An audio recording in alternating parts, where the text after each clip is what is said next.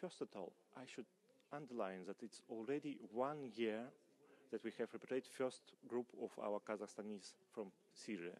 It was held 5th of January.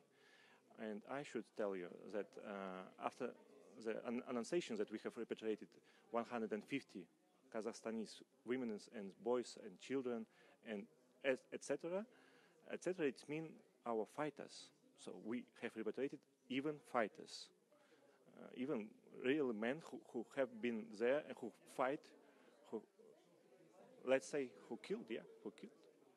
So we have for this year. Today we have learned our valuable lessons. After one more time, I repeat, 1 year passed. So we have repatriated at least 650 Kazakhstanis from Syria, and if I could say we have repatriated 14 children from Baghdad, from Iraq. Why I say because we have flight there and take by our hands our children who has been for 4 or 5 years in prisons, in Iraqi prisons with their mothers. Unfortunately, Iraqi government didn't allow us to take their mothers because they have sentenced for the whole life for the participation in Daesh activity. And you've done a lot of work on reintegration, learning from this experience.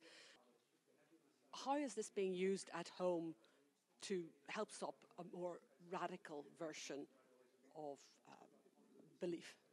The mission is not only bringing them back.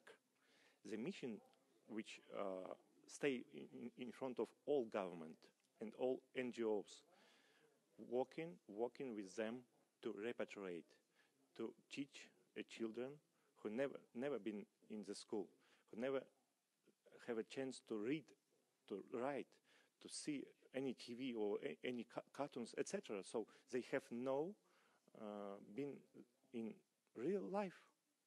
There it was no real life. It was the hell in the world. And how difficult do you think it will be to reintegrate these people, the children? We hear that some combatants have gone to prison, obviously, but the children and the people who were responsible for them who weren't involved in conflict. It's not so easy to reintegrate them, but we have good examples. My colleagues, Sabinella, who has just been here with me, it's a good example to say, please let us live in our country. Let give our children the possibility to go to school, to play the football. Please don't let us them there in Syria. It must be I imagine it's hugely traumatic, and you will have people who are suffering from trauma. Do you have psychological services as well for people who come back from what was an ultra-violent conflict? Yeah, we have been established, let's say, on the whole over the country, let's say regional centers, at least 18 regional centers, let's say in the whole country, let's say in the north, in the south, in the west, and etc., to every day work with the repatriated people, just related by this Daesh ideology. So we have really been infected by them, and mostly it was infected by internet. You're one of the people who has come back from Syria. Can you say a little bit about your experience?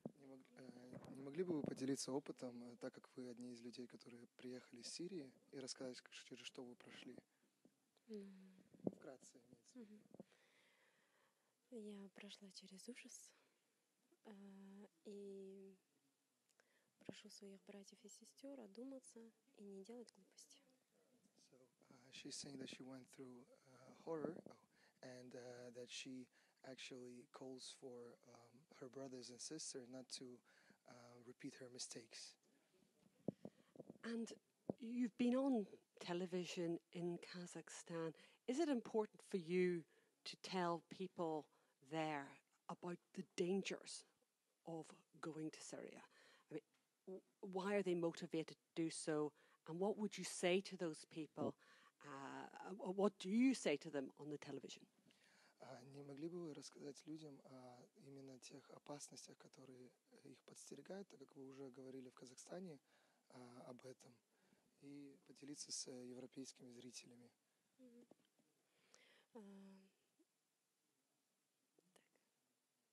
Еще раз вопрос. Именно об опасностях, которые подстерегают. Ну, я хочу сказать в первую очередь, чтобы они думали о своих родных, о своих близких, о своей стране и не предавали так, как предали мы. So the most important thing is that she says the most danger, you cannot summarize all the dangers that you're having there, but the most important thing is think about the people that are close to you, and also do not betray your own values, your own country, and your own people. In that sense, believe in truth.